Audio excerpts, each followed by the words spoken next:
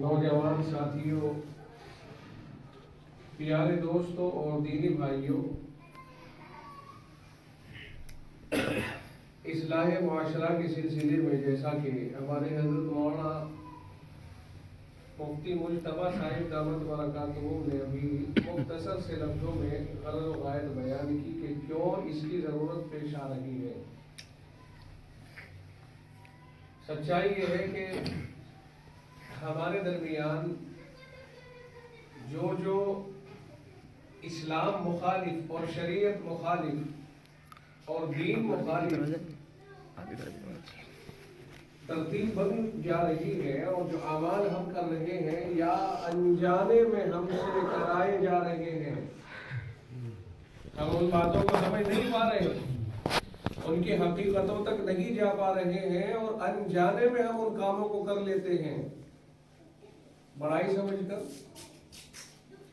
تو ایسی صورتحال میں ہمیں کیا کرنا چاہیے اور ان سے کس طرح بچنا چاہیے، اس طرح کا نظم و انتظام ہمارے بڑوں نے، اکابر نے، جمعیت علماء ہند کے بزرگوں نے انتظام فرمایا ہے امت کی اصلاح کے لیے۔ اور یہ چھوٹے چھوٹے جو مسجد در مسجد جلسے ہو رہے ہیں یہ اسی غرض سے ہو رہے ہیں۔ دیکھو، ایک تو یہ ہے کہ جلسہ کیا جائے بڑا، تو جب سے لاک ڈاؤن ہوا ہے اس وقت سے بڑے جلسوں کی گنجائش تو نظر سی نہیں آ رہی ہے۔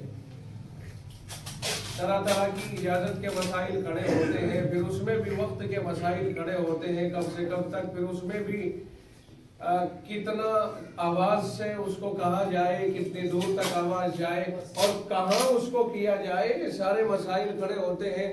اور اجازت لینا ایک بہت بڑا دوبھر مسئلہ ہے۔ اس لیے بہت اچھا سسٹم ہے یہ، اور سچائی ہے کہ اس سے بہتر وہ بڑے جلسے نہیں ہیں۔ یہ اچھا ہے کہ مسجد در مسجد، اس لیے کہ سارے مسلمان مسجدوں کے آس پاس رہتے ہیں اور مسجدوں سے جڑتے ہیں، تو مسجد در مسجد اگر یہ پروگرام چلائے جائے اس سے بہت فائدہ نظر آتا ہے۔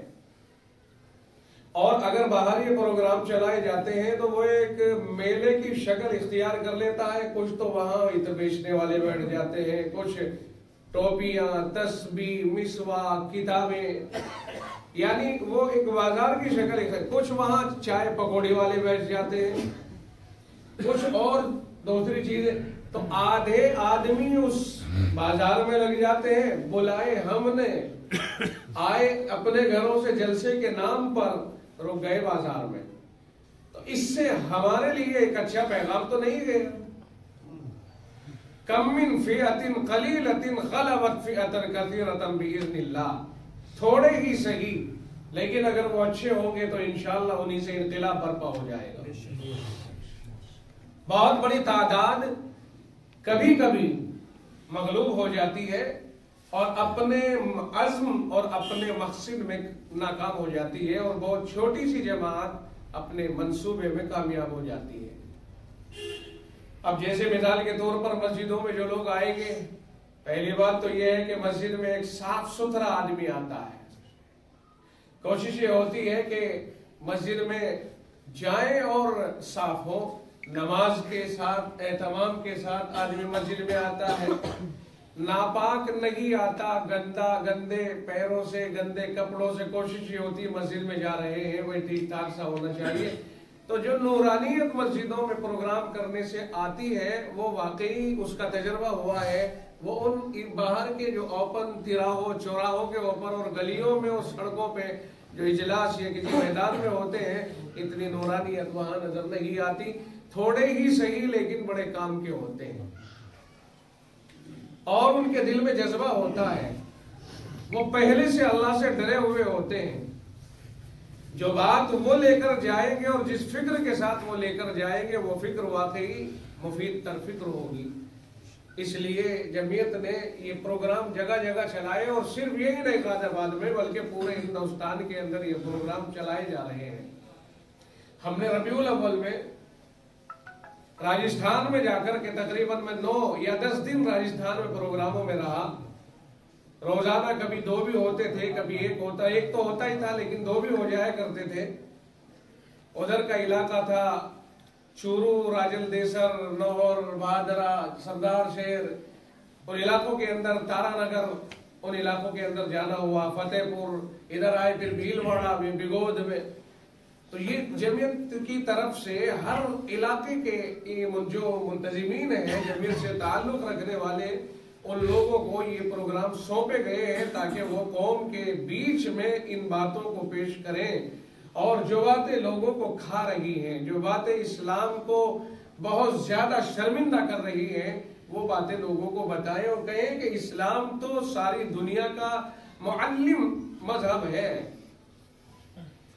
रसूल अकरम सल्लल्लाहु अलैहि वसल्लम ने खुद फरमाया, इन्नमा बुइस्तु मुअल्लिमा, मुझे अल्लाह ताला ने मुअल्लिम बनाकर भेजा है, मुझे अल्लाह ने दुनिया को तालीम देने वाला बना के भेजा है।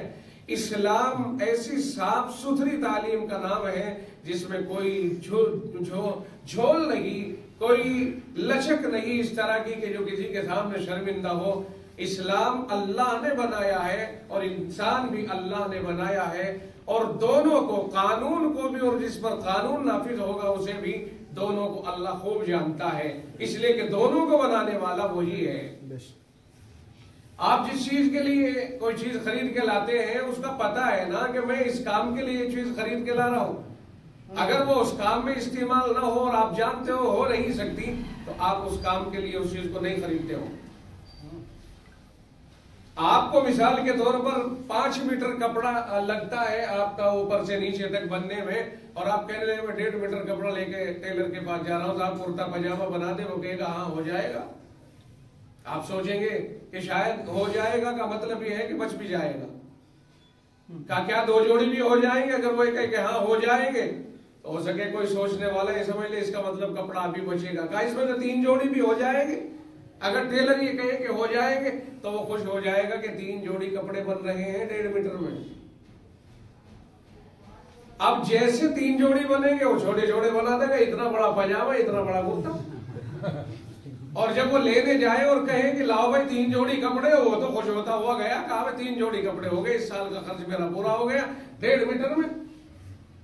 जब उसने दिखाए, अगर वो लेने जाए, वो दिखाए और वो देखे इतने बड़े बड़े और लड़ने लगे, तो उसकी बेवकूफी नहीं कहेंगे तो क्या कहेंगे? क्या उस अहमद को ये मालूम नहीं था कि तेरा जिस्म और 1.5 मीटर कपड़ा, कुर्ता और पजामा, क्या दोनों इसमें से हो सकते हैं? और फिर मजीद 1, 2 और 3 की गुंजाइश कैसे निकाल रहा है? तो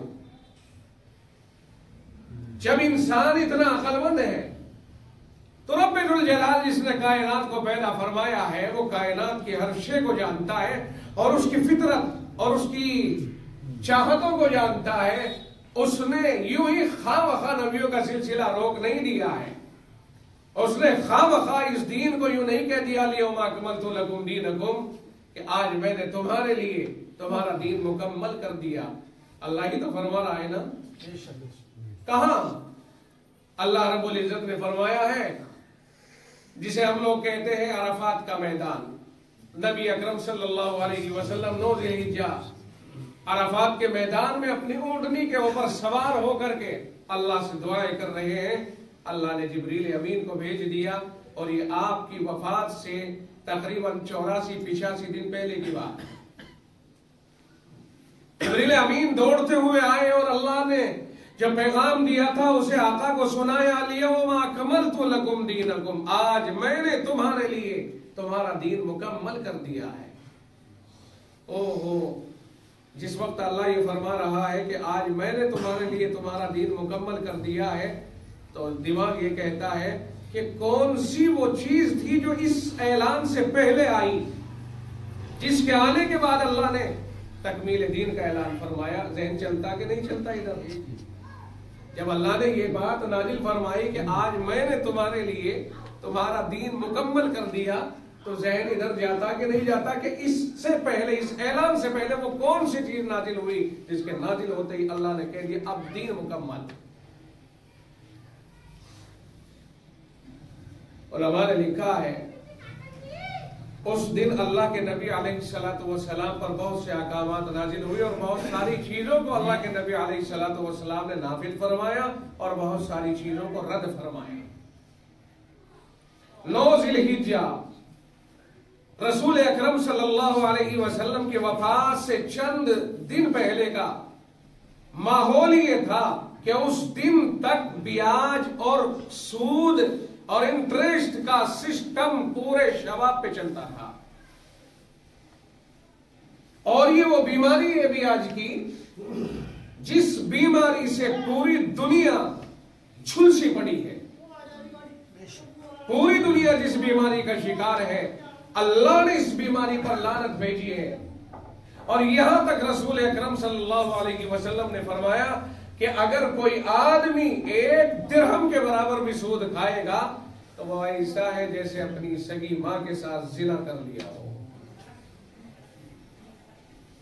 जिस दिन ये आयत नाज़िल हुई, अल्लाह रब्बुल इज्जत ने फरमाया यमहकुल्लाहु रिबा व युर्बिस सदक़ात, अल्लाह ताला सूद को मिटाता है और सदकात को अल्लाह बढ़ाता है। जिस दिन अल्लाह ने फरमाया या अय्युहल्लज़ीना आमनुत्तकुल्लाह वज़रू मा बक़िया मिनर रिबा इन कुंतुम मुमिनीन, ए ईमान वालो तुम अल्लाह से डरो और छोड़ दो वज़रू मा बक़िया मिनर रिबा, जो सूद तुम्हारा लोगों पे बचा हुआ है उसे अभी छोड़ दो। अब के बाद 1 इंच, 1 आना, 1 रत्ती, 1 पाई सूद किसी को लेने की इजाजत नहीं दी जाती। हजरत अब्बास रज़ी अल्लाह तआला अन्हु रसूल अकरम सल्लल्लाहु अलैहि वसल्लम के चचा, सूद का बहुत बड़ा कारोबार था, बल्कि यूं कह लिया जाए कि उस जगह पर मुसलमानों में उनसे बड़ा सूद का कारोबार किसी दूसरे का नहीं था। पैसे बटे हुए थे सूद पर। अल्लाह के नबी अलैहिस्सलातु वस्सलाम पर यह आयत नाज़िल हुई और यूं इरशाद फरमाया मैं अपने चचा के ब्याज और इंटरेस्ट को खत्म करता हूं और जाहिलियत की रस्मों को अपने पैरों से रोलता हूं। आज मैं अपने चचा का दिया हुआ जो पैसा है, उस पर जो बना हुआ सूद है, मैं खुद खत्म करता हूं। ये मोहम्मदुर रसूलुल्लाह सल्लल्लाहु अलैहि वसल्लम ने पहल फरमाई अपने घर से। जो आदमी पहल अपनी तरफ से करता है ना, तो असर ज्यादा पड़ता है। दूसरों को समझाते चले जाओ और खुद उसके ऊपर अमल ना करो तो इतना असर नहीं पड़ेगा जितना असर उस बात का पड़ेगा कि पहल खुद कर दो और इंशाअल्लाह अल्लाह मालिक है। फिर आपके पीछे पीछे मैं अकेला ही चला था जानिबे मंजिल मगर, मैं अकेला ही चला था जानिबे मंजिल मगर, राहरों आते गए काफिला बढ़ता गया। आप अकेले अमल करने के लिए खड़े हो जाए और ये तय करें कि इंशाअल्लाह मैं अकेला अमल करूंगा, इसके ऊपर दुनिया क्या कहे मुझे इससे कोई बहस नहीं, मेरा रब क्या कहे मुझे उससे बहस है। दुनिया क्या सोच रही है मुझे इससे कोई मतलब नहीं, मेरा रब मेरे लिए क्या सोच रहा है मुझे उससे मतलब है। इसलिए कि रब ने ही मुझे पैदा किया, उसी रब ने मुझे दुनिया में भेजा, उसी रब ने मुझे हर नियमत से नवाजा। मेरी आंख किसी और ने नहीं, मेरे रब ने बनाई है। मेरा जिस्म उसी का है, मेरा जिस्म मेरी मर्जी नहीं, मेरा जिस्म मेरे रब की मर्जी। इसलिए कि रब की मर्जी से आए हैं हम, अपनी से नहीं। इसलिए रब ही की मर्जी पर जिएंगे। हमारा जीना कुल इन्न सलाती व नुसुकी व महयाया व ममाती लिल्लाहि रब्बिल आलमीन। आकाए नामदार सल्लल्लाहु अलैहि वसल्लम को अल्लाह ने फरमाया है मेरे महबूब लोगों से कहो मेरा इन सलाती, मेरा नमाज पढ़ना, व नुसुकी और कुर्बानी करना, व महयाया और जीना, व ममाती और मेरा मरना लिल्लाहि रब्बिल आलमीन, उसी अल्लाह के लिए है जो सारे जहानों का पालनहार है। मैं जीता हूं उसके लिए, मरूंगा तो उसके लिए, मेरी हर अदा सब रब के लिए है। और ये अल्लाह के नबी से जो कहलवाया ना, तो नबी तो खुद ही अल्लाह के लिए होता है, लेकिन नबी से जो कहलवाने के माना यह है कि उम्मत पे कहना आ जाए। नबी से जो कहलवाया है ना, इसके माना ये नहीं कि नबी ने दावा कर दिया और बस, नहीं, कहने के माना ये है कि नबी से रब ने ऐलान कराया कि कहो मेरा नमाज पढ़ना, कुर्बानी करना, जीना मरना अल्लाह के लिए है।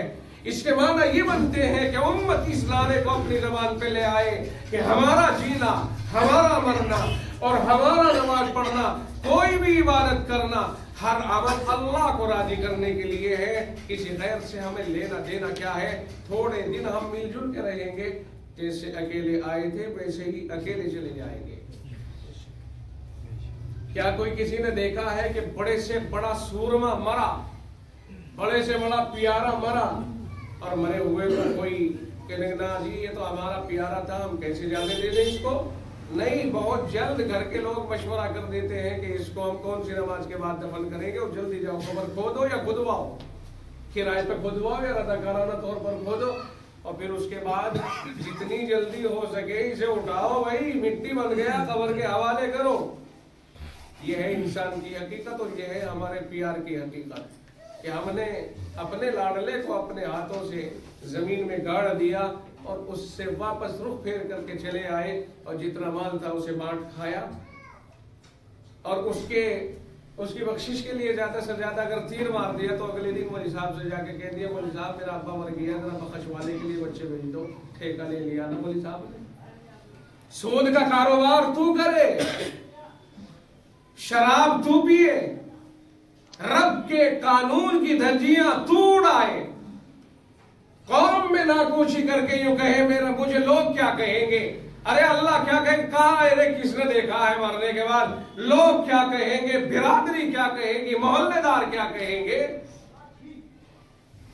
ابو طالب جو رسول اکرم صلی اللہ علیہ وسلم کا چچا ہے، پیارا ہے، لاڈلا ہے، اور اتنا بڑا مددگار ہے، اتنی مدد جو ابو طالب نے کی ہے کسی دوسرے نے اتنی مدد نہیں کی۔ ایسی بڑی ڈھال بن کر کے نبی علیہ السلام کے پیچھے کھڑے رہتے تھے اور یہ کہتے تھے بیٹے تو جو چاہے کر، جب تک میں زندہ ہوں تجھ تک کوئی نہیں پہنچ سکتا ہے۔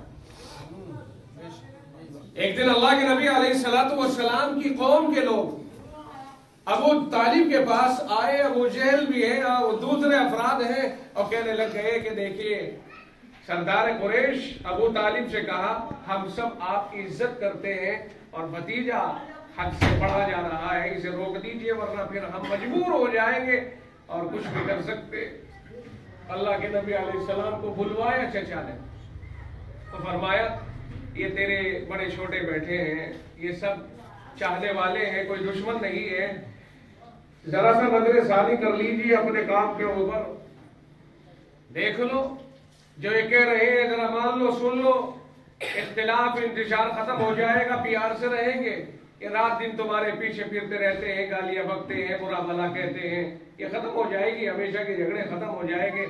اللہ کے نبی علیہ السلام بھلا کیسے پیچھے ہٹتے؟ کیونکہ اپنی مرضی سے اگر کوئی کام کرتے تو پیچھے ہٹ جاتے، وہاں تو اللہ نے ان کو مکلف بنایا تھا، پیچھے کیسے ہٹ جاتے؟ اللہ کے نبی علیہ السلام نے فرمایا چچا آنکھوں میں پانی آ گئے، چچا آج تک میں تم سے امید رکھتا تھا کہ تم میرے ساتھ مدد کر رہے ہو مخلصانہ، آج مجھے پتہ چل گیا کہ قوم کی پالے میں چلے گئے ہو تم، ٹھیک ہے کوئی حرج نہیں ہے، مجھے اپنے رب پہ بھروسہ ہے اور اسباب کے اعتبار سے مجھے تم پہ بھروسہ تھا، ہٹو، اگر ایک ہاتھ پر میرے سورج اور دوسرے ہاتھ پر میرے چاند رکھ دیا جائے اور پھر مجھ سے کہا جائے کہ اس مشن سے ایک قدم پیچھے ہٹ جا، خدا کی قسم ایک قدم پیچھے نہیں ہٹ سکتا ہوں، اور آپ جو چاہے کرے، اور اٹھ کر کے آپ چل دیے۔ چچا نے آپ کا دامن تھاما، کہا بھتیجے کیا بات ہوئی، کیسے بھاگ لیے؟ کہنے لگے تو تم نے روکھی سوکھی سی بات کر دی تو کیسے نہ چلوں، جب تم نے مجھے کھرا سا جواب دے دیا اور ان کی باتوں میں بات کر دی، ہاں میں ہاں ملا دی، تو میں یہاں بیٹھ کے کیا کروں؟ میں اپنے رب پہ بھروسہ کر کے اپنے کام کو آگے بڑھاؤں گا۔ کہنے لگے نہ نہ، میں تیری آنکھوں میں یہ آنسو دیکھنا گوارا نہیں کر سکتا، ہو جو ہو، زمانہ کہیں بھی جائے، جب تک میرے سانس میں سانس ہے تو جو چاہے کر، اور بھاگو یہاں سے اٹھ کر کے، میرا بھتیجا میرے ہوتے ہوئے کوئی بھتیجے تک پہنچ جائے یہ نہیں ہو سکتا۔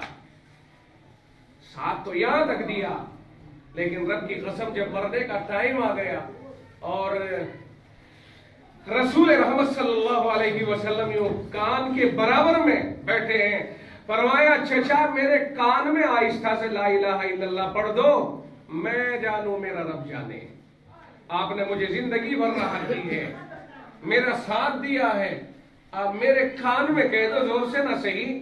ابو جہل بیٹھا ہے، ڈر گئے ابو طالب، بھتیجے کے کہنے میں آ رہے ہو، ڈر گئے بس اس کے کہنے سے کہ آگ میں جل جائیں گے، ڈر گئے، اپنے باپ دادا کے دین کو چھوڑ کر کے ناک کٹوا کے جاؤ گے؟ رسول رحمت صلی اللہ علیہ وسلم نے فرمایا کان میں کہہ دو بات ختم ہو جائے گی، زور سے مت کہو۔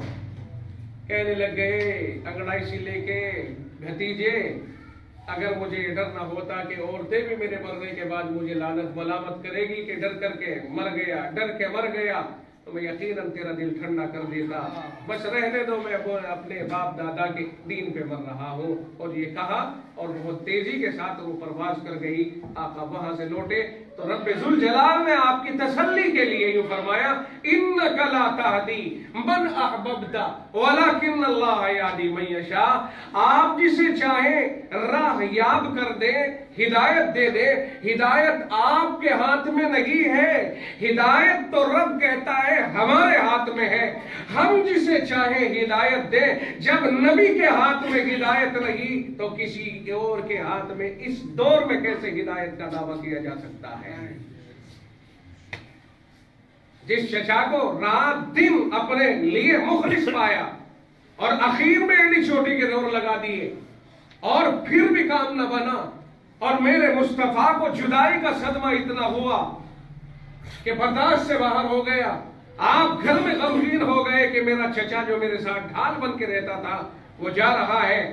اللہ رب العزت نے یہ آیت نازل فرمائی اور تسلی دی، کہا ٹھیک ہے آپ کے ساتھ اس نے انتھک معاونت کی ہے، محنت کی ہے، ہم اس کا صلہ دیں گے اس کو اور سب سے کم عذاب اسی کو دیں گے۔ آپ کے ساتھ محبت کی برکت یہ ہوگی کہ ہم صرف اس کے پیروں میں جہنم کی آگ کی جوتیاں پہنائیں گے، باقی پورا جسم کہیں بھی جہنم کی آگ ٹچ نہیں کریں گے، اور اس کا اثر یہ ہوگا کہ ادھر سے دماغ ہانڈی کی طرح پک رہا ہوگا۔ اتنا اثر، لوگ یہ سمجھیں کہ جوتی پہننا بس اتنے میں، تو اگر ذرا انگلی کا ناخن ٹوٹ جائے تو وہاں کتنی تکلیف ہو، جہنم ہے جہنم۔ کہنے کا منشا یہ ہے کہ رسول رحمت صلی اللہ علیہ وسلم جس مشن کو لے کر کے آئے ہیں اور جو طریقہ کار لائے ہیں وہ رب کا دیا ہوا ہے، رب جانتا ہے کہ اس طریقہ کار پر کس طرح عمل ہوگا، اور عمل ہوگا یا نہیں ہوگا یہ اللہ رب العزت نے احکام نازل فرمائے، بندوں کو پیدا کیا، احکام کو اتارا، اور دونوں میں ہم آہنگی کی۔ دنیا میں کوئی حکم ایسا نہیں اتارا جو عمل سے خارج ہو، ہر حکم پر عمل ہوگا۔ میں نے وہ بات اس وقت کہی تھی، چھوٹ گئی بیچ میں، پھر اس کو دہراتا ہوں کہ جب اللہ نے اس دین کے مکمل ہونے کا دعویٰ کیا ہے تو اب قیامت تک اس کے اوپر انگلی تو اٹھا ہی نہیں جا سکتی ہے، ہو ہی نہیں سکتا کہ اس دین کے کسی حکم کے اوپر انگلی اٹھ جائے، ورنہ اللہ کا یہ دعویٰ کہ ہم نے دین مکمل کر دیا، یہ دعویٰ جھوٹا ہو جائے گا اور دنیا والے سچے ہو جائیں گے۔ کیا یہ ممکن ہے آپ کی نگاہوں میں کہ اللہ جھوٹا ہو جائے اور ہم سچے ہو جائیں؟ قرآن کریم کہتا ہے وَمَنْ أَصْدَقُ مِنَ اللَّهِ حَدِيثًا، اللہ سے سچی بات کس کی ہوگی؟ وَمَنْ أَصْدَقُ مِنَ اللَّهِ قِيلًا، اللہ سے زیادہ سچی بات کہنے والا کون ہوگا؟ یہ اللہ نے خود ارشاد فرمایا ہے لوگوں کو یہ بتانے کے لیے کہ لوگوں، دنیا میں ہر چیز میں دھوکہ لگ سکتا ہے لیکن میرے کلام میں دھوکہ نہیں ہو سکتا ہے۔ پہلے کہہ دیا لا ریب فیہ، اس کتاب میں کوئی شک کی گنجائش نہیں ہے۔ شک کرنے والے شک کریں، وہ ان کے پاگل پن کی دلیل ہو سکتی ہے، لیکن اس میں کوئی مجال شک نہیں، شک کی گنجائش نہیں۔ لا نفی جن سے ہے جس نے مکمل شکوک و شبہات کی نفی کر دی ہے کہ ہر طرح کا تھوڑا زیادہ بڑا یا چھوٹا کوئی شک قرآن پر نہیں کیا جا سکتا ہے۔ ہر حکم، ہر حرف، ہر نقطہ، ہر چیز قرآن کریم کی سچی ہے۔ اللہ رب العزت نے جو وہ آیت نازل فرمائی نا الیوم اکملت لکم دینکم، افادے کے طور پر میں کہہ دیتا ہوں کہ وہ بات اس لیے نازل فرمائی ہے کہ اس دن اللہ رب العزت نے احکامات جو ہو سکتے تھے دین کے اور جو حرمتیں ہو سکتی تھی وہ سب کی سب اتار دی اور مکمل کر دیا۔ اب کے بعد احکام کے اعتبار سے آیتیں نہیں، باقی آیتیں چند نازل ہوئی ہیں، فضائل وغیرہ کی آیتیں نازل ہوئی ہیں، لیکن احکامات سے متعلق آیتیں تو وہاں پوری ہو چکی تھی۔ اللہ نے دین مکمل کیا اور آخری حکم کیا نازل فرمایا کہ سود حرام، اے ایمان والو اللہ سے ڈرو اور چھوڑ دو جو تمہارا سود کا پیسہ بچا ہوا ہے۔ آقائے نامدار نے حضرت عباس کے لیے فرمایا میں نے اپنے چچا کا سارا سود ختم کر دیا، البتہ جو ان کا پیسہ سچا بٹا ہوا ہے، اصلی پیسہ راس المال جو بٹا ہوا ہے، وہ اصل پونجی اور اصل سرمایہ واپس کر دیو، اور جو اس پہ سود بنا ہے وہ ختم۔ پھر اللہ رب العزت نے ایک بات اور فرمائی، فَإِن لَمْ تَفْعَلُوا، اگر تم نے سود سے بچنے پر اپنے آپ کو پابند نہ بنایا، اگر تم سود سے نہ بچے، یہ کام تم نے نہ کیا کہ سود کو لینا نہ چھوڑا، تو پھر فَأَذَنُوا بِحَرْبٍ مِّنَ اللَّهِ وَرَسُولِهِ، پھر تیار ہو جاؤ اللہ اور اس کے رسول سے جنگ کرنے کے لیے۔ دیکھیں کیا قرآن کریم میں ایک ہی جگہ آیا ہے، خطرناک لہجہ دیکھیے اس خلاق عالم کا جس نے کائنات کو پیدا کیا۔ اگر کوئی نماز چھوڑ دے تو رب نہیں کہتا کہ مجھ سے لڑنے کے لیے تیار ہو جاؤ، حالانکہ سر رب کے قدموں میں جھک رہا ہے، سر زمین پہ رگڑا جا رہا ہے، ماتھا زمین پہ رگڑا جا رہا ہے۔ اگر کوئی شرک کرتا ہے نہیں کہتا ہے رب کہ میرے لیے جب میرے سامنے جنگ کی تیاری، لیکن اگر کوئی بیاج کھاتا ہے تو اس کے لیے کہتا ہے کہ اگر تم نے بیاج کھانا نہیں چھوڑا تو پھر اللہ اور اس کے رسول سے جنگ کرنے کے لیے تیاری کرے۔ کیا اندازہ لگائے گا آدمی اس کی خطرناکی اور سنگینی کا۔ ایک جگہ اللہ کے نبی علیہ السلام نے فرمایا ہے، من عادى لي وليا فقد آذنته بالحرب، فرمایا کہ جو آدمی، اللہ یہ فرماتا ہے حدیث قدسی ہے کہ جو آدمی میرے ولی کو ستائے گا میں اس کو جنگ کرنے کا چیلنج دیتا ہوں۔ یہ اللہ کے نبی علیہ السلام نے فرمایا، اور سود خور کو اللہ نے فرمایا اگر سود کھانا نہیں چھوڑا تو اللہ اور اس کے رسول سے جنگ کرنے کی تیاری کرو۔ اللہ نے یہ دھمکی دی ہے، ایک طرف بس دو جگہ دھمکی دی ہے، دو موقعوں پر دھمکی دی ہے۔ ایک جگہ اگر کوئی علماء کے ساتھ میں پنگا کرے گا اور ان سے پیش لڑائے گا، ان سے سین پھنسائے گا، اللہ کے نبی نے فرمایا رب کہتا ہے جس نے میرے ولی کو ستایا میں اس کو جنگ کا اعلان کرتا ہوں، چیلنج کرتا ہوں۔ اور دوسرے سود خور کے بارے میں اللہ نے فرمایا جو سود کھانا نہیں چھوڑے گا وہ جنگ کرنے کے لیے تیار ہو جائے۔ دو موقع ایسے ہیں کہ جہاں جنگ کا اعلان کر کے چیلنج دیا جا رہا ہے اللہ کی طرف سے، ایک تو سود خوروں کو اور ایک علماء کی توہین کرنے والوں کو۔ مجھے حیرانی ہوتی ہے کہ موٹا سا مسئلہ ہے، میں نے بلال مسجد میں بھی اس کی وضاحت کی تھی کہ بہت موٹا سا مسئلہ ہے کہ جس رب نے آدم علیہ السلام سے لے کر کے عیسیٰ علیہ السلام تک تقریباً 1.25 لاکھ پیغمبر یکے بعد دیگرے، اور یکے بعد دیگرے ہی نہیں بلکہ ایک ایک وقت میں کئی پیغمبر کام کرنے والے اللہ نے دنیا میں رکھے ہیں۔ علاقائی پیغمبر، یہ فلاں جگہ کام کر رہے ہیں، فلاں جگہ کام کر رہے ہیں، فلاں علاقے میں کام کر رہے ہیں، یہ فلاں قوم میں کام کر رہے ہیں۔ جو پیغمبر اتنے بھیجتا رہا، آخر میں جناب محمد رسول اللہ صلی اللہ علیہ وسلم کے آنے پر پیغمبروں کا سلسلہ ختم ہو گیا اور اللہ کے نبی سے اعلان کرا دیا گیا، فرمایا میں خاتم النبی لا نبی بعدی، میں آخری نبی ہوں، میرے بعد کوئی نبی نہیں آئے گا۔ دنیا میں نبوت کا دعویٰ کرنے والے آئیں گے، لیکن آقا نے فرمایا نبی نہیں آئیں گے، جھوٹے آئیں گے، کذاب آئیں گے، بدماش آئیں گے، دجال آئیں گے۔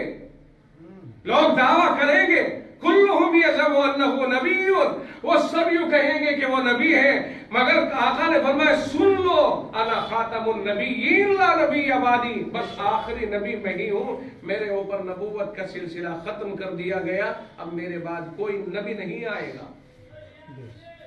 جب یہ صورتحال اللہ کے نبی کی زبانی کہلوا دی تو آپ اندازہ لگاؤ کہ آدم علیہ السلام سے لے کر آج تک 8000 سال نہیں ہوئے ہیں دنیا کو، آدم علیہ السلام سے لے کر اب تک اتنے نہیں ہوئے، تاریخ طے کرنے کے بعد میں 7000 کے آس پاس بنتا ہے، اور 1500 آقا رحمت صلی اللہ علیہ وسلم کو تشریف لائے ہو چکے ہیں۔ انہی میں ایک پیغمبر پر اخیر ہوا، 1500 سال ہو گئے، اب تک کوئی پیغمبر تو نہیں، قیامت تک کوئی پیغمبر نہیں آئے گا۔ لیکن وہ کام جو اللہ پیغمبروں سے لیتا رہا کام کو باقی رکھا، پیغمبروں کا سلسلہ روک دیا۔ اندازہ لگاتی نہیں یہ دنیا کہ جس رب نے ایک دور میں پیغمبروں کا تانتا باندھ دیا اور ساری دنیا میں پیغمبروں کو بھیج کر کے لوگوں کی اصلاح کرائی، ایک آخری پیغمبر محمد الرسول اللہ کے بعد نبیوں کا سلسلہ روک لیا، لیکن نبوت کا کام بند نہیں کیا، خالی نہیں بیٹھایا امت کو، نبوت کا کام جاری رہا۔ کون کرے؟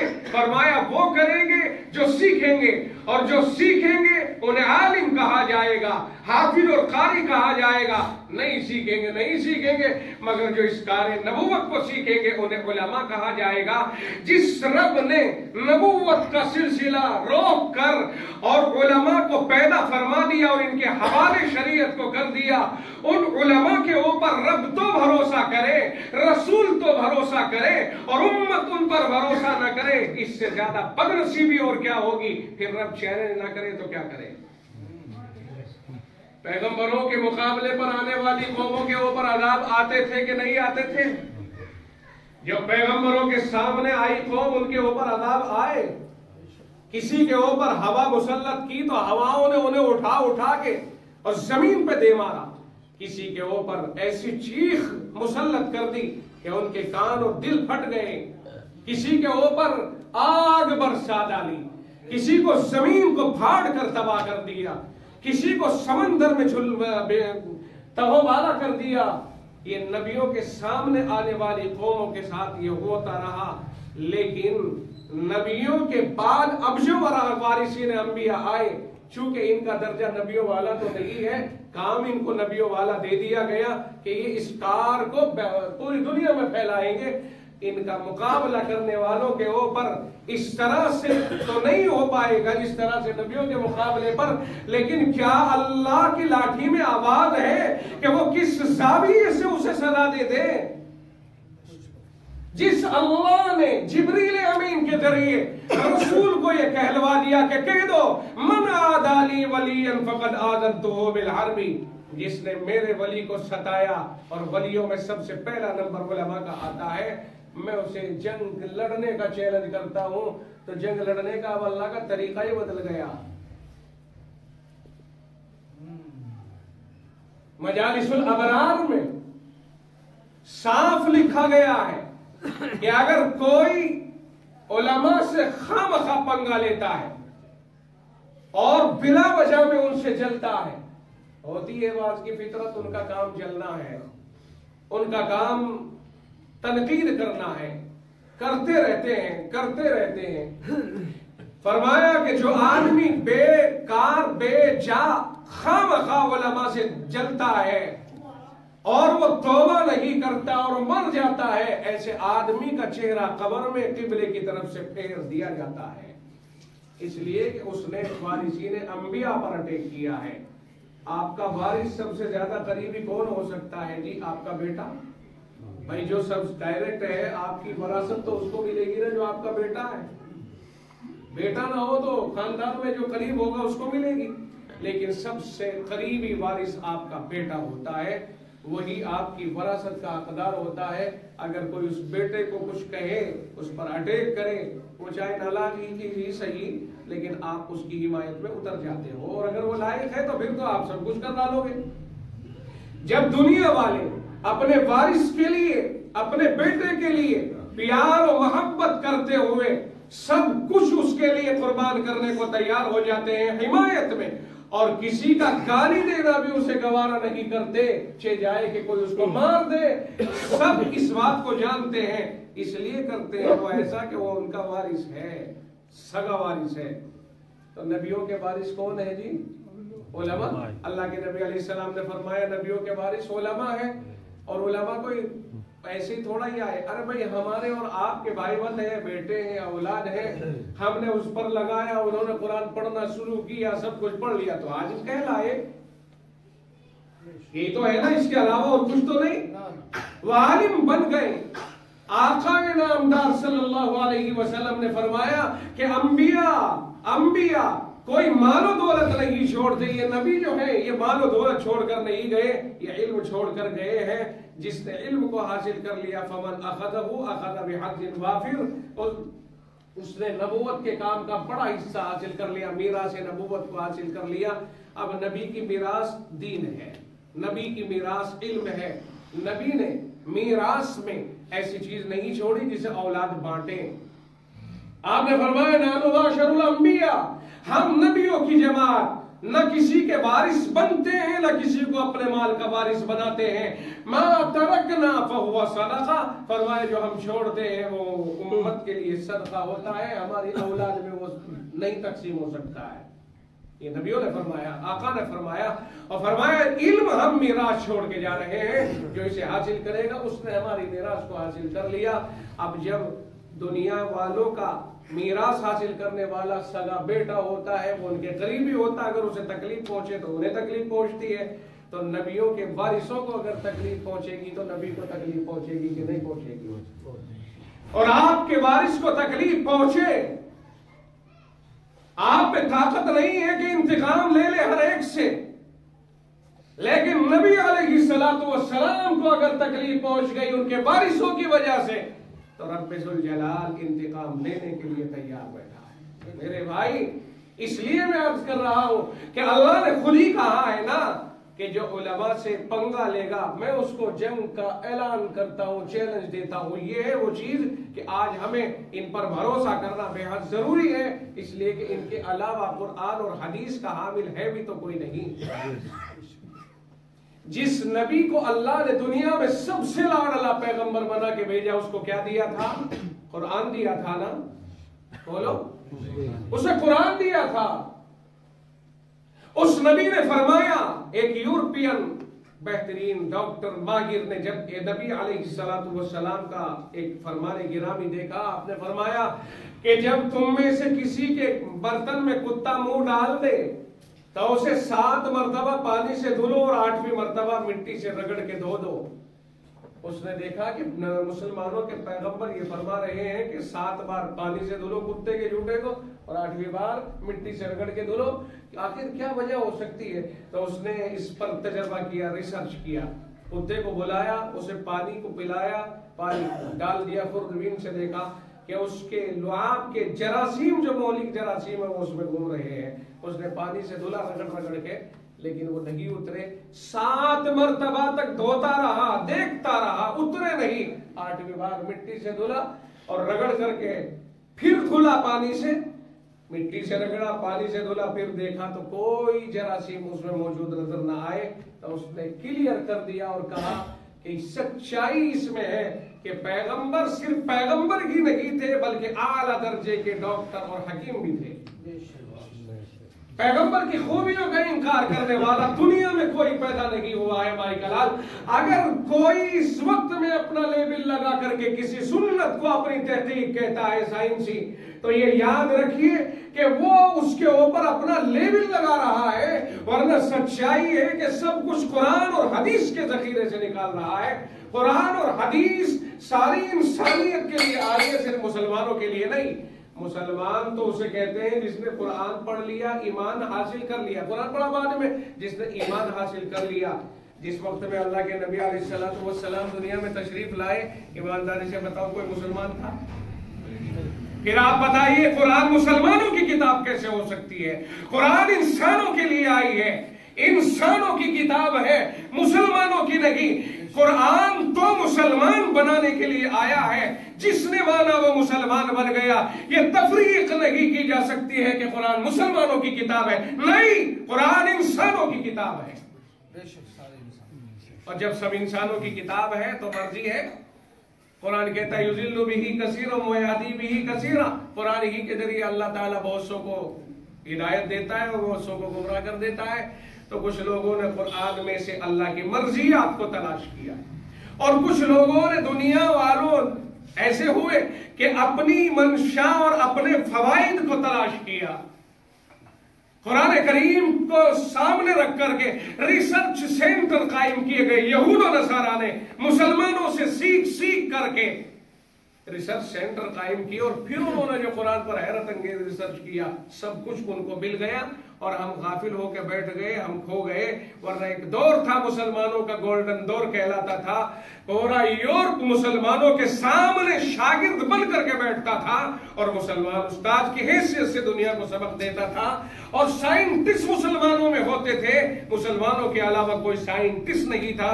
آج دنیا میں مسلمان پیچھے ہو گئے اور دنیا دعوے کرنے لگ گئی کہ ہماری تحقیق ہے، قرآن سے پہلے کوئی ہوائی جہاز، کوئی توپ، کوئی ٹینک، کوئی ریل کچھ نہیں تھا، قرآن کے بعد میں سب کچھ آیا ہے۔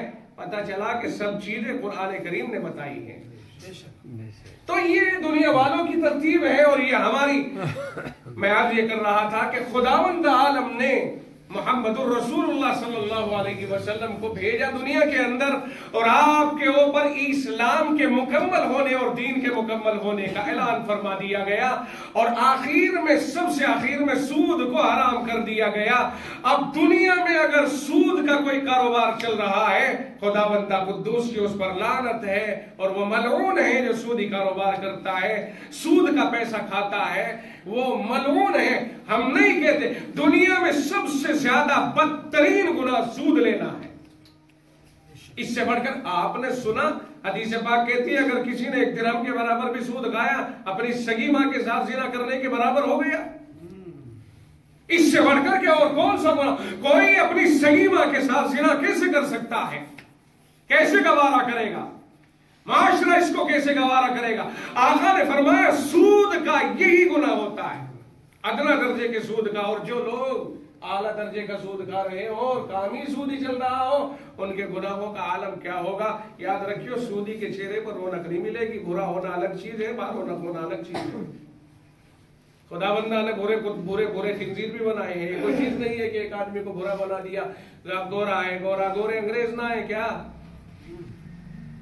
سودی کے چہرے کے اوپر یاد رکھنا کبھی رونق نہیں، اور سودی بھیڑیا ازدہا اور ہڑک ابھرے ہوئے کتے سے زیادہ بدترین ہوتا ہے، اس لیے کہ بھیڑیا کہیں نہ کہیں رحم کھا سکتا ہے، سودی کو رحم نہیں آتا ہے، وہ چاہتا ہے کہ اس کا جھونپڑا بھی اپنے نام کر دے۔ وہ ایک پریشان حال کا خون چوستا ہے، کھٹمل کی طرح سے وہ پریشان حال کا خون چوستا ہے۔ اور سودی معاشرے میں الحمدللہ یہ طے ہے کہ باعزت نہیں ہو سکتا ہے۔ اگر کوئی سود کا کاروبار بھی کرتا ہے اور کوئی یہ کہے بہت باعزت ہے، نئی غلط فہمی ہے، اس لیے کہ سود لیتے ہیں لوگ مجبوری میں اندر سے اس کو برا سمجھتے ہیں جو سود دے رہا ہے۔ اللہ نے اس کے مقابلے پر صدقات و خیرات کا نظام بنایا ہے کہ لوگوں ایک دوسرے کی مدد کرو، صدقات و خیرات کرو، تمہارے مال کے اندر غریبوں کا حق دے۔ اللہ نے مالداروں کے اموال کو جانچنے کے لیے غریب پیدا کیے ہیں معاشرے میں، تاکہ ان کے مال کے حقوق وہاں تک پہنچتے کہ نہیں پہنچتے ہیں یہ دیکھا جائے، ورنہ کل قیامت کے دن جب رب کہے گا میں بھوکا تھا مجھے کھلایا نہیں، میں پیاسا تھا پلایا نہیں، ننگا تھا کپڑا نہیں پہنایا، بندہ کہے گا مولا کریم تو سب کو کھلاتا پلاتا اور پہناتا ہے، یہ بات سمجھ میں نہیں آ رہی ہے۔ فرمایا جائے گا وہ میرا فلا بندہ بھوکا پیاسا ننگا کپڑوں سے خالی تھا، اگر تو اس کے کام آتا تو یہ مجھے پلانا کھلانا اور پہنانے کی طرح سے ہو جاتا۔ اللہ نے معاشرے میں غریبوں کو پیدا ہی اس لیے کیا ہے تاکہ امیروں کو آزمایا جائے۔ میرے بھائی خدا کی آزمائش سے بچو۔ لوگ اگر زیادہ ہی کیا زکات دے دی، اور وہ بھی معاشرے میں چند لوگ ہوتے ہیں جو زکات دے دیتے ہیں اور زکات دے کے پھر کہہ دیتے ہیں اجی ہم کو تو ختم ہو گیا، بالکل کا 97.5 لیے پڑا ہے بےمان، کہتا ختم ہو گیا جی، ہاتھ جاڑ کے کہتا بالکل ختم ہو گیا جی، اب ہم پہ کچھ نہیں رہا۔ 97.5 میں سے 2.5% ہی تو نکلا ہے بھائی، 97.5 کا 2.5% اور نکال لے، 95 رکھ لے، پیٹ نہیں بھر رہا کیا؟ 2.5% میں سے اسے زکات کے بجائے امداد کر دے۔ اگر کوئی آیا آپ کو اعتبار نہیں ہو رہا ہے مت دے زکات، امداد تو دے دے، تیرے پاس مال تو ہے نا۔ لوگوں یہ باتیں تو سمجھنی پڑے گی، اس پر تو عمل کرنا پڑے گا، نہیں کریں گے تو تباہی ہمارا مقدر بن جائے گی۔ ہم اپنے مسلمان بھائی کو منگتا دیکھ کر کے تو کہتے یار مسلمان شرم نہیں آتے، برقعے والی مانگتی پھر رہی ہے، تو انہیں شرم نہیں آتی جنہیں دولت کے اوپر داغ بنے بیٹھے ہیں کہ انہوں نے ان کے گھروں کے حالات دیکھے ہیں کہ مانگنے پر مجبور کیوں ہوئی۔ یہ کہنا بہت آسان ہے کہ فلاں عورتیں دھندا باد ہیں اور فلاں محلہ تو بہت خراب ہے، دھندا باد رہتی ہے وہاں پر، یہ کسی نے نہیں دیکھا دیکھا کہ دھندا بازی پر اترنا کہیں مجبوری تو نہیں ہو گئی؟ ہائے ہائے، بخاری شریف کی روایت ہے، جناب محمد الرسول اللہ صلی اللہ علیہ وسلم نے فرمایا کہ ایک صاحب بہت گناہ کرتا تھا، اپنی کاپی میں لکھ لیا کرتا تھا، کفل نام تھا اس کا، اپنی کاپی میں لکھ دیتا تھا اور اپنی ماں کو بتا دیا بھی کرتا تھا۔ اس کا ایک خوبی یہ تھی کہ ماں کو بتا دیتا تھا میں نے کیا گناہ کیا۔ ایک دن ایک عورت چلی اور بچوں کی بھوک اور بلبلاہٹ نہ دیکھی گئی، اچھے کپڑے پہن کر بن ٹھن کر کے باہر چلی، کفل سے اس کی ملاقات ہوئی۔ کفل نے کہا کہ میرے مقصد میں کام آئے گی تو میں تجھے اتنا پیسہ دوں گا۔ اس نے بچوں کی پریشانی کو دیکھتے ہوئے اس حرکت کے لیے ہاں کر دی۔ جب اندر پہنچے تو رونے لگ گئی۔ اس نے کہا زبردستی تو میں نے تجھ پر نہیں کی۔ کہنے لگ گئی نہیں کی، لیکن میں نے ہاں جو کی ہے اپنے بچوں کی مجبوری کی وجہ سے کی ہے، میں نے خواہش کی بنیاد پر نہیں کی ہے۔ یہ سن کر کے اسے احساس ہوا اور اس نے کہا ہرگز میں یہ نہیں کروں گا اور یہ پیسے لے کر کے جا تو۔ اور ماں نے کہا بیٹے جب تو نے یہ کام کیا ہے اللہ کے لیے اسے بھی لکھ لے۔ اس نے لکھ لیا اور صبح کے وقت دیکھتے ہیں ساری کاپی کے گناہ ختم، جو لکھے ہوئے تھے صرف یہی نیکی لکھی باقی رہ گئی۔ کچھ سوچے تو صحیح، دھندا باز کہنا آسان ہے، لیکن ان دھندا بازوں کے گھروں کی کیفیت کو جاننا یہ ذمہ داری مالداروں کی بنتی ہے۔ مالداروں نے کبھی نہیں دیکھا۔ یہ کہنا تو آسان ہے کہ 35 سال کی لڑکی گھر میں لیے بیٹھا ہے، شادی نہیں کر رہا ہے، بڑا بے حیا ہے، لڑکیوں سے گھر میں کام لے رہا ہے۔ یہ تو دیکھو کہ مجبوری کیا ہے اس کی۔ امیر کے لیے یہ کہاں سے گنجائش نکل آئی کہ ہر سال عمرے پہ عمرے۔ کاش کہ کسی غریب کے کام آتا اس پیسے تھے تو ہو سکتا ہے تجھے 70 عمروں کا ثواب مل جاتا یہیں بیٹھ کر۔ چلیں گے کعبے کے سامنے بیٹھ کے کچھ رول کھائیں گے اور دیکھو شار ابراہیم کے اوپر بھائیوں ہے، وہ ذرا یاد آ رہا ہے، چلو نا، کہا چلو جی ٹھیک ہے، پاسپورٹ میرا بھی اور تیرا بھی، اور یہ پکنک منانے جا رہے ہیں۔ یہ دیکھ کے تمہارے محلے میں کیا صورتحال گزر رہی ہے، یہ دیکھ کے غریبوں پر کیا گزر رہی ہے، پریشان حالوں پہ کیا گزر رہی ہے۔ تعلیم گاہیں نہیں ہے، جہالت کو فروغ دیا جا رہا ہے۔ تعلیم گاہوں پر کاش کے ہمارے امیر سوچتے اور تعلیم گاہوں کے لیے کوئی ٹرسٹ قائم کرتے، کوئی کمیٹی قائم کرتے۔ بھیک مانگنا گوارا کر لو، تعلیم گاہ کے لیے یہ بھیک مانگنا خدا کے لیے بہت بڑا عمل ہوگا۔ یہ مولوی بھیک ہی تو مانگتے ہیں ان بچوں کے لیے۔ رمضان کے مہینے میں لوگ اپنی اے سی میں بیٹھے رہتے ہیں اور یہ مولوی بیچارے گھومتے پھرتے رہتے ہیں، ہونٹوں کے اوپر پھیپڑیاں جم جاتی ہیں، حلق میں کانٹے اوپر جاتے ہیں، ان کی زبانیں سوکھ جاتی ہیں۔ ادھر سے ادھر کوئی آسام سے آئے، بنگال سے آئے، بہار سے آئے اور راجستھان سے آئے، فلاں سے آئے، ادھر سے ادھر سے، اور لوگ یہ کہتے ہیں جی دیکھو یہ سب پیٹ کے لیے اپنے بھاگے پھر رہے ہیں اور سارے کے سارے یہ دکان کھولے بیٹھے، اور یوں علی کس نے دیکھا، سب کھانے پینے والے ہیں، سب فرضی باڑا چل رہا ہے اور یہ ہے وہ۔ اے سی میں بیٹھ کر کے اس طرح کے جملے کہنا بہت آسان ہے۔ ہم سے پوچھو ہندوستان کے بہت سے علاقوں میں ہم جاتے ہیں، ہم نے آسام، میگھالیہ اور یہ سارے علاقے ادھر تک، ہریانہ، پنجاب، ہماچل اور کرناٹک، مدھیہ پردیش، ہم سے پوچھو کیا پوزیشن ہو رہی ہے۔ میں نے بہار اور جھارکھنڈ اور اڑیسہ اور بنگال کے اداروں کو دیکھا ہے، وہاں جھونپڑیوں میں رہ کر کے لوگ کام کر رہے ہیں اور بچوں کے لیے کھانا نہیں ہے تو ان کے یہاں مٹھیا کہلاتی ہے، ایک ترتیب بنائی ہے انہوں نے۔ میں بہار میں بہت سی جگہوں پہ جاتا ہوں، کہا مٹھیا جمعرات کے دن بچوں کو بھیج دیتے ہیں گاؤں میں، جھونپڑیوں کے گاؤں ہیں بہت سارے، پورا گاؤں میں نے جھونپڑیوں کا دیکھا، غربت کا یہ عالم، مدرسے جھونپڑیوں میں چل رہے ہیں۔ وہ مٹھیا کا مطلب یہ ہے کہ گاؤں میں چلے جاؤ، لوگ ایک ایک مٹھی تمہارے اس میں ڈال دیں گے۔ شام تک وہ گاؤں میں گھومتے ہیں، 1-2 کوئنٹل لے کر کے چاول آتے ہیں، مٹھیا وصول کرنا کہتے ہیں اس کو، اس میں پورا ہفتہ کھاتے پیتے پھر جمعرات کے دن نکل جاتے ہیں۔ وہ لوگ چل کے آتے ہیں، کا NCR میں لوگ مالدار رہتے ہیں، شاید وہاں سے کچھ مل جائے اور ہماری طرف سے سوغات ملتی ہے ان کو کہ لٹیرے آ گئے۔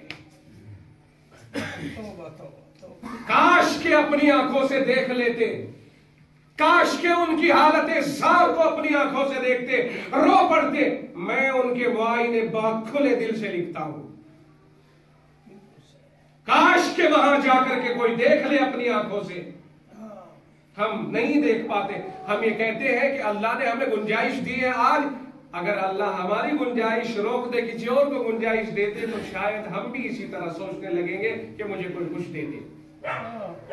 یہ مال ہے، یہ دولت ہے، اور دولت کے معنی ہے آنی جانی چیز. یہ سدا ایک ہاتھ میں نہیں رہتی ہے، یہ بدلتی رہتی ہے. آج یہاں ہے تو کل وہاں ہے. یہ روپیہ آج یہاں ہے تو کل وہاں ہے. یہ روپیہ بچے گا نہیں کسی کے پاس. اس لیے غریبوں کی طرف دیانتداری کرنی چاہیے اور لوگوں کو بدکردار نہ کہو. مجبوریاں دیکھو ان کی. کوئی چور ہے، چوری کر رہا ہے، جوان بار بار چوری کر رہا ہے، اس کے حالات تو دیکھو کہ پیچھے اس کے حالات کیا ہیں. پیچھے حالات ہو سکتا ہے. نبی رحمت صلی اللہ علیہ وسلم کا مقدس زمانہ ہے. ایک نوجوان صحابی پکڑ کے لایا گیا اللہ کے نبی کی خدمت اقدس میں، پر عرض کیا یا رسول اللہ چوری کرتا ہے ہمارے باغ میں. آپ نے فرمایا وہ ڈر رہا ہے کہ اب تو تیرا حال خراب بن جائے گا. اللہ کے رسول نے فرمایا اے چوری کیوں کرتا ہے؟ یا رسول اللہ دیکھو جی میری سن لو پہلے. کیا ہے سونا؟ اللہ کے رسول میرے آگے نہ پیچھے، میں بھوکا رہتا ہوں اور کوئی مجھے پوچھتا بھی نہیں. میں باغ میں جاتا ہوں ان کی اپنی بھوک مٹا. اللہ کے رسول میں چرا کے لاتا نہیں، خدا کی قسم دل ہوتا ہے. میں اللہ کے رسول چرا کے گھر میں ہی لے جاتا. میں اپنا پیٹ بھرنے کے لیے باغ میں جا، بس میں تو پیٹ بھرا اور نکل گیا. یہ مجھے آقا نے فرمایا نہیں، دونوں میں اعتدال پیدا فرمایا. خبردار زمین پر گرا ہوا اگر یہ کھائے روکنا نہیں بیٹے، پیٹ کے اوپر سے توڑ کر کھانا نہیں. جو پھل زمین پہ گرا وہ تیرا، جو پیڑ پہ لگا وہ ان کا. خیال نہیں کرتے ہو؟ چور کہنا بہت آسان ہے لیکن چور کے حالات تو دیکھو کہ چور چوری پر اترا کیوں ہے، مجبوری کیا ہے اس کی. اس کے گھر کے حالات تو دیکھو. معاشرے میں چور بنے تو کیوں بنے، معاشرے میں یہ لٹیرے بنے تو کیوں بنے. معاشرے میں چپل چور، یہ پنکھا چور، یہ مرغی چور، یہ انڈا چور، یہ ہے کیا بلا. اس کا مطلب یہ ہوا کچھ مجبوری ہے. اس کی سن کے تو دیکھو. شاید اگر سن لیا تو دل کے اوپر لگ جائے اور اس کا انتظام ہو جائے، اس کا علاج ہو جائے. ہمارا تو صرف اتنا سا رہ گیا ہے کہ میرے بیٹے کی شادی ہے تو آج میں لاکھوں کروڑوں روپیوں کا دہانہ کھول دوں گا. آج کہاں سے آ گئے بھائی؟ مسجد والے گئے تھے کہ مسجد میں ٹائل کا کام ہو رہا ہے، جب تو نہیں تھے، اب کہاں سے آ رہے ہیں یہ؟ آپ کہو گے صاحب الزام تو پھر ٹھیکہ لے لیا کیا دوسروں کا؟ ارے ہمارا بیٹا ہے تو ہم اس کا کام نہ کریں.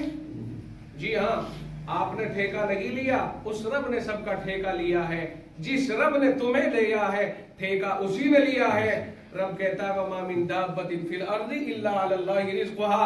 ہر جاندار کو روزی دینا اللہ کہتا ہے میرے ذمہ ہے. اس رب نے ٹھیکہ لیا ہے تو آپ کو جو دیا ہے اس رب نے، کیا اس نے ان پر ظلم کر دیا؟ کیا وہ ظالم ہے معاذ اللہ؟ آپ کی بڑی حسین صورت تھی کہ آپ کو فیکٹری بھی دے دی، آپ کو گاڑی بھی دے دی، آپ کو سب کچھ. کہیں ایسا تو نہیں کہ آزمائش کے لیے دیا گیا ہو. اللہ سے آزمائش سے ڈرو اور دیکھو اللہ کا نظام. کسی کو غریب بنایا، کسی کو امیر بنایا.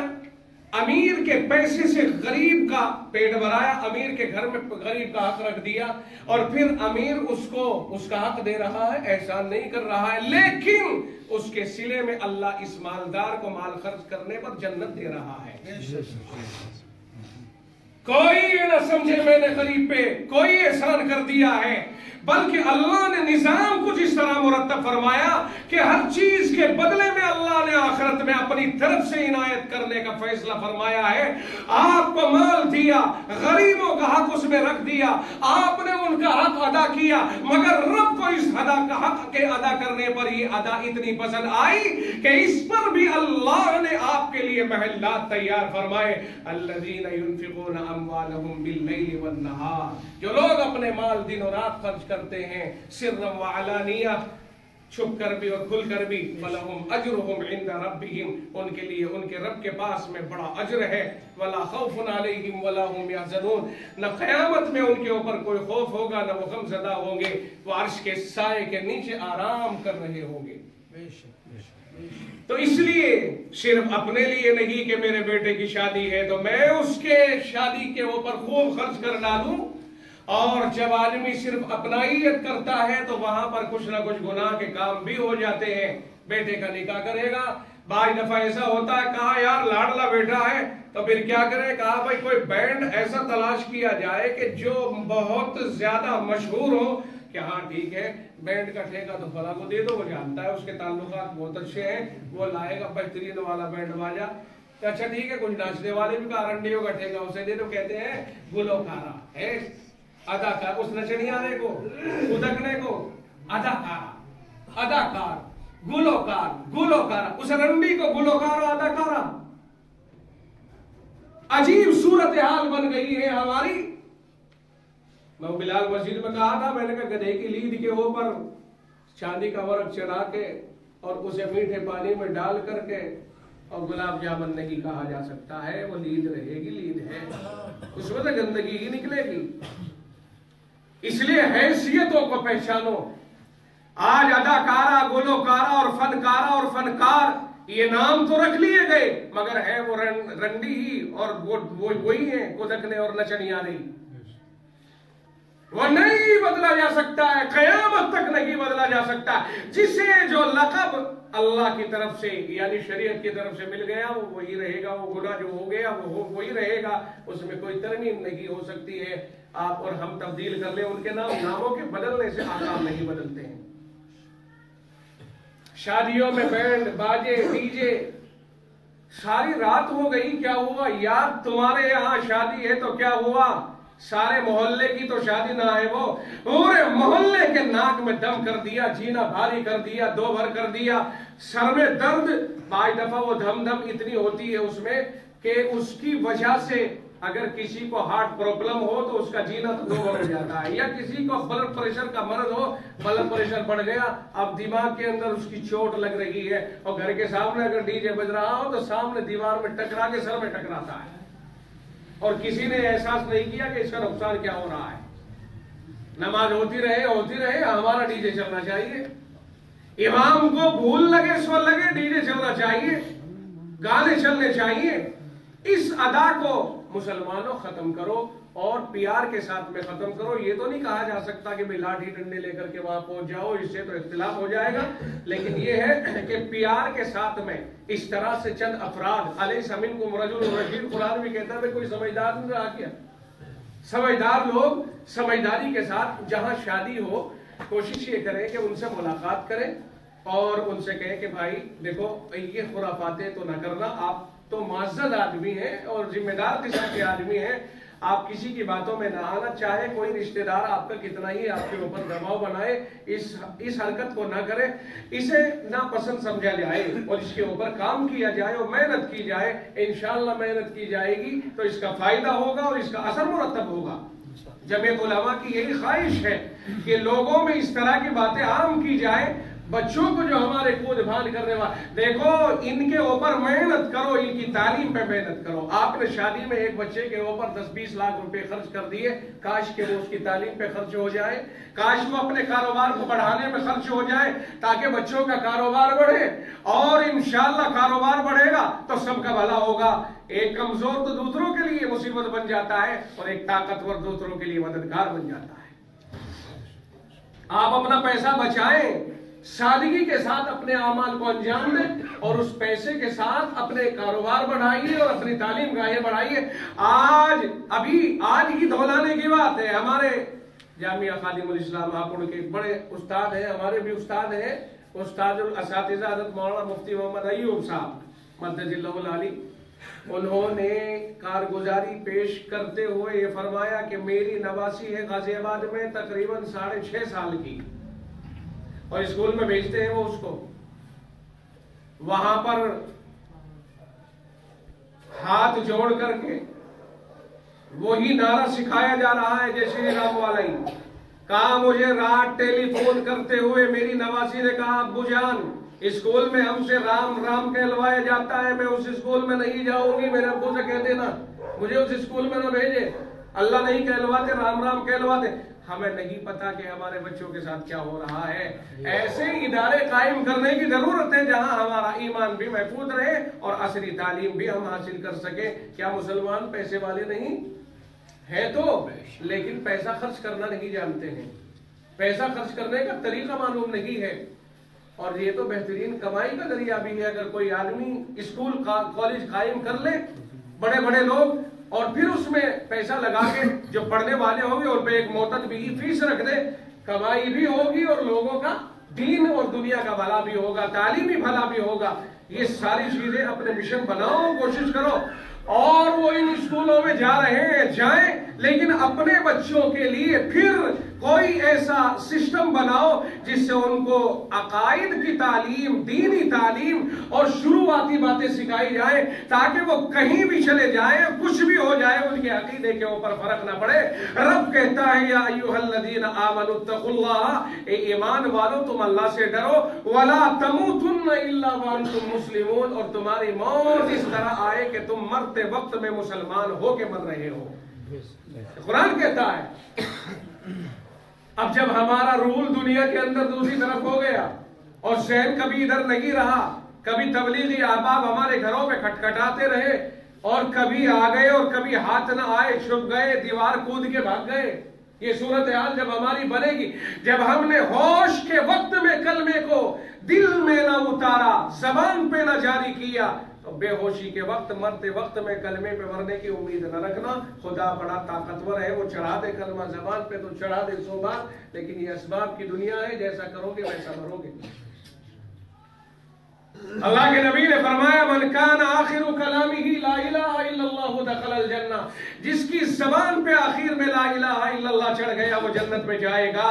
کاش کہ اللہ ہماری زبان پہ آخر میں لا الہ الا اللہ چڑھا دے, لیکن جو ہوش کے وقت میں اس کی مشق کرو گے انشاءاللہ موت کے وقت میں آپ کی زبان پہ کلمہ چڑھے گا اور جنت کے حقدار بن کے جاؤ گے. اس لیے اس کے اوپر محنت ہونی چاہیے. اور یہ بیاہ شادیوں کے رسومات, یہ ڈیجے باجے, یہ ناچ کود اور یہ دلہنوں کو دیکھنے کے لیے خرافاتوں میں مبتلا ہونا, بعض قوموں کا عالم یہ ہے کہ دیکھنے لڑکی کو آ رہے ہیں تو شادیوں کی طرح سے نظام بنا لیا گیا. ان رسموں کو چھوڑ دو, ان میں کچھ نہیں رکھا, سادگی پہ آؤ گے انشاءاللہ فائدہ اٹھاؤ گے, اور اس طرح سر کے بل چلو گے اللہ تعالیٰ اس میں خیر نہیں رکھتا ہے, اور یہی ہماری تباہی کے اسباب بن جاتے ہیں.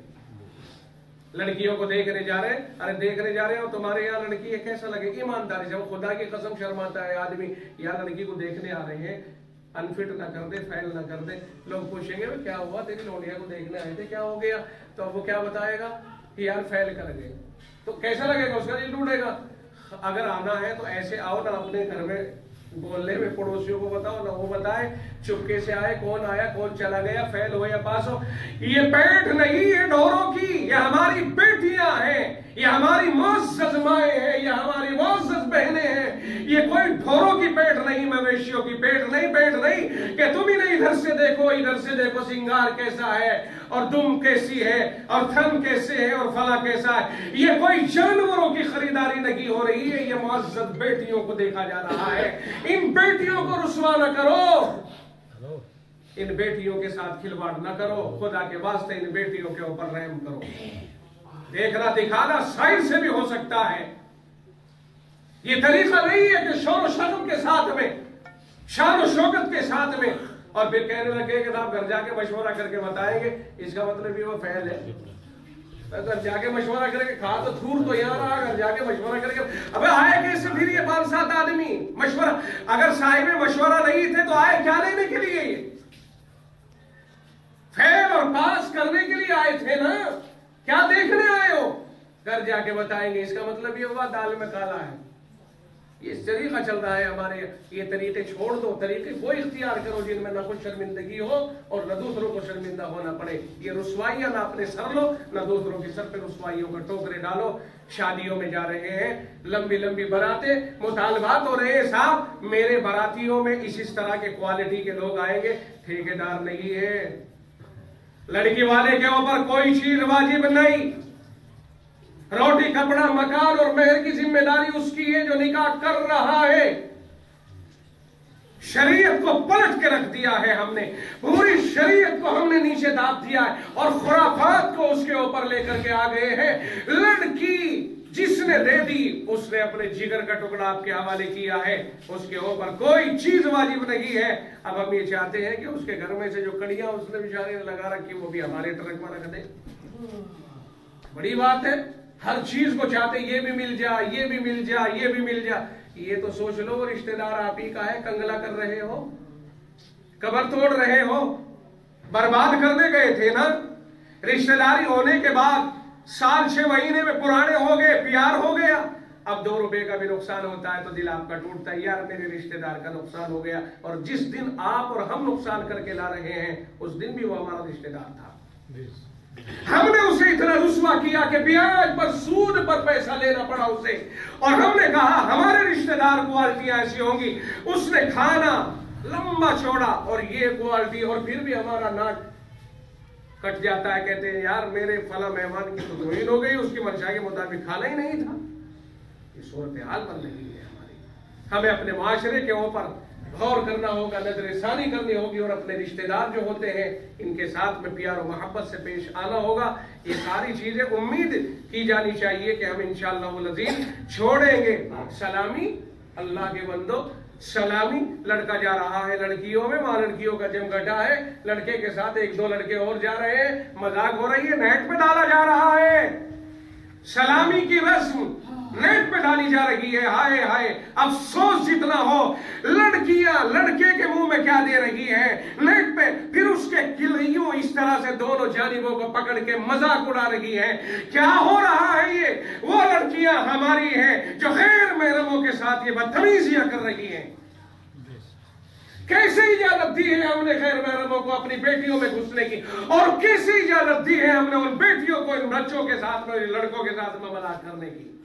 یہ سب کچھ گوارا کیا جا رہا ہے. اسے دیوس کہا جاتا ہے، اسے دیوس کہا جاتا ہے. یہ دیوس پن ہے ہمارا. سمجھ میں نہیں آتا کہ وہ حیا جو قدرت نے ہمیں دی تھی وہ کہاں گئی. سلامی کا مطلب تو اتنا ہی تو ہوتا ہے کہ ساس کو جا کر السلام علیکم کہہ دے، سر پہ ہاتھ رکھ دے گی، وہ بیٹا آج سے تو ہمارا داماد ہے، ہمارا بیٹا ہو گیا ہے، بس بیٹی آج سے آپ کی ہو گئی. نکاح پڑھانے والے نے نکاح پڑھا دیا ہے، آج سے تم سب کے سب آپس میں رشتہ دار ہو گئے. جب تک نکاح نہیں ہوا تھا تم رشتہ دار نہیں تھے، جب زبانی رشتہ دار تھے، لیکن جس دن نکاح ہوا سچے رشتہ دار ہو گئے، حقیقتاً رشتہ دار ہو گئے. جس امام نے بیچارے نے نکاح پڑھایا تو میں سب کو رشتہ دار بنایا ہے، وہ بھی کچھ امید سے تھا. اس کی امیدوں پہ پانی اس وقت گر جاتا ہے جب لوگ وہاں 4-6 رائے قائم کرتے ہیں کہ صاحب ہمارے یہاں 1000 چل رہے، تمہارا امام تو بڑا بدتمیز ہے، 2500 کہہ رہا ہے. تو کمال ہے، سب کو سچا رشتہ دار بنا دیا. اور رسمی بات تھی اسے ساس بنا دیا، وہ رسمی بات تھی اسے بہو بنا دیا، اسے شوہر بنا دیا، انہیں سمدھی بنا دیا، سب رشتہ دار ہو گئے. اور یہ بدتمیز بھی ہو گیا، یہ اکھڑ بھی ہو گیا، یہ بد دماغ بھی ہو گیا، یہ لالچی بھی ہو گیا. اور جی یہ تو کوئی بات نہیں ہوتی بول صاحب، یہ تو اپنی مرضی کا، اپنی خوشی کا ہے، تو خوشی اس کی بھی ہے جو تیرا سمدھی ہے. اگر اس نے اپنی خوشی سے تجھے کچھ بھی نہ دیا تو رشتہ رکھ لے گا؟ خوشی تو وہاں بھی ہے جس کے گھر کو لوٹ رہا ہے. یہ ساری یہاں اوقاتیں دیکھی جاتی ہیں، یہاں حیثیتیں دیکھی جاتی ہیں، آدمی کتنے پانی میں ہے. یہاں پانی تولے جاتے ہیں نکاح کے وقت میں. میں نے یہ بات پیچھے ابھی ایک مسجد میں جلسہ ہوا تھا، وہاں بھی کہی تھی. ایک رسم ہے جوتوں کو اٹھا لینا، چپکے سے جوتے اٹھا لیے. کہا گئے بھائی جوتے؟ اچھا صاحب جوتے تو مل جائیں گے لیکن 20,000 روپے دینے پڑیں گے، 10,000 روپے دینے پڑیں گے. اچھا ایک بات بتاؤ، چوری پر انعام؟ چوروں کی تو FIR ہوتی ہے، مگر یہ کون سی ایسی رسم ہے کہ چوری پر انعام؟ کہ اچھا ٹھیک ہے جی دیکھو 20 نہیں، دیکھ لو ان سے بات کر لو. اچھا تک 15 سے کم نہیں لیں گے. 15,000 روپے لیے اور چورٹیوں نے بانٹ لیا آپس میں.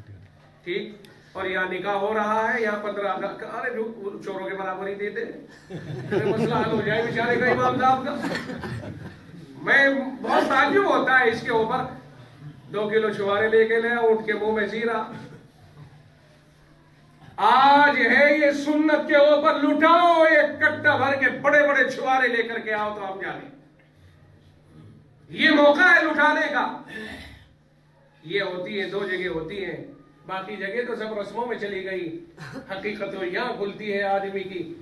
مالداروں کو اس سلسلے میں نظر ثانی کرنی چاہیے، اپنے اوپر غور و فکر کرنا چاہیے. ائمہ کرام کو چاہیے کہ وہ ان مالداروں سے گزارش کریں مالداروں کو چاہیے وہ اماموں سے گزارش کریں، بلکہ گزارش اماموں سے کریں، امام بڑا ہوتا ہے، مالداروں کو اگر چاہیے یا مقتدیوں کو چاہیے حکم دے، اس لیے کہ امام ہوتا ہے، ڈی ایم ہوتا ہے، امام جو ہوتا ہے مصلی پہ پورے محلے کا ڈی ایم کی طرح سے ہوتا ہے، چونکہ سب اس کے تابعدار ہوتے ہیں۔ امام نہ ہو، آپ ایک نماز کا ثواب لے کے جائیں گے، امام کی برکت سے 27 کا لے کے گئے ہو نا، امام نے 26 گنا بڑھا دیا آپ کی نماز، اس لیے اسے اللہ نے مرتبہ عطا فرمایا ہے۔ امام کی عزت کرو اور امام سے کہو مولوی صاحب ہم پورے محلے دار اس بات کا عہد کرتے ہیں کہ کوئی خرافات نہیں ہوگی، جہاں ڈی جے باجے کھڑے ہو کے کھانا جانوروں کی طرح، جو شریعت کے خلاف، سنت کے خلاف، عقل کے خلاف، طب کے خلاف، ڈاکٹری کے خلاف، صحت کے خلاف، ہر چیز کے خلاف کھڑے ہو کر کے کھانے میں کون سی چیز، بول پوچھ کسی بھی ڈاکٹر سے جا کر کے پوچھ لے کہ کھڑے ہونے کے کھانے کے کیا کیا نقصانات ہیں، وہ آپ کو بتائے گا۔ اور آج کل ایک فیشن چلا، گول میز بنا دی، کھڑے ہو کر کے اس کے اوپر برگر کھائے جا رہے ہیں، اس کے اوپر سموسے کھائے جا رہے ہیں۔ یہ صورت بات ہو، آپ نہ جائیو نکاح پڑھانے کے لیے، ہم سلٹ لیں گے اس کو انشاءاللہ۔ اور مسجدوں میں پڑھوانے کا، جب آپ ادھر سے چل کے وہاں پہنچ سکتے ہو منڈپ میں، تو منڈپ سے چل کے نکاح کے لیے مسجد میں بھی آ سکتے ہو۔ 1000 رسموں سے بچو گے اور 1000 برائیوں سے، آپ بہت ساری برائیوں سے اس سنت کو ادا کرتے وقت میں بچ جاؤ گے۔ امید رکھی جائے، مسجد اللہ کا گھر ہے، جو برکت مسجد میں نکاح میں ہو سکتی ہے وہ منڈپ میں کبھی نہیں ہو سکتی۔ اپنے بچوں کی تربیت کرو کہ بے جا فرمائشیں نہ کریں، بے جا فرمائشیں نہ کریں، بے جا طریقے اختیار نہ کریں، بیتو کے انداز میں۔ دلہا بننا ایک بہت بڑی چیز ہے، لیکن اس کا مطلب یہ نہیں کہ دلہا بن کے وہ اللہ کی لعنتوں کا حقدار بنے، یہ نہیں ہو سکتا ہے اور نہیں ہونا چاہیے۔ اسی لیے میں نے ایک حدیث پڑھی تھی، اللہ کے نبی علیہ السلام نے فرمایا لا یؤمن احدکم حتی یکون ہواہ تبعا لما جئت بہ، کہ تم میں سے کوئی آدمی اس وقت تک مومن نہیں ہو سکتا صحیح معنی میں جب تک اس کی خواہش اس چیز کے تابع نہ ہو جائے جس دین کو میں لے کر کے آیا ہوں۔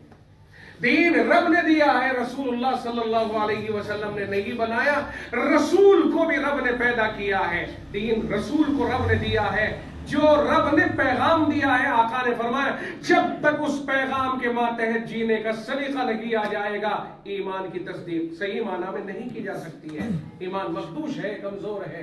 امید ہے کہ جو چند معروضات آپ کے سامنے ٹوٹی پھوٹی میں نے پیش کی ہیں، آپ حضرات ان معروضات کے اوپر، اور میں بھی سب سے پہلے میں اور آپ حضرات سے بھی یہی وعدہ کرواتا ہوں، یا یوں کہ امید رکھتا ہوں آپ سے بھی، کہ انشاءاللہ ان باتوں کے اوپر عمل کرنے کی پوری طرح کوشش کرو گے اور دوسروں کو بھی ان باتوں پر عمل کرانے کی ترغیب دلاؤ گے۔ اور خاص طور سے چند لوگ اس سلسلے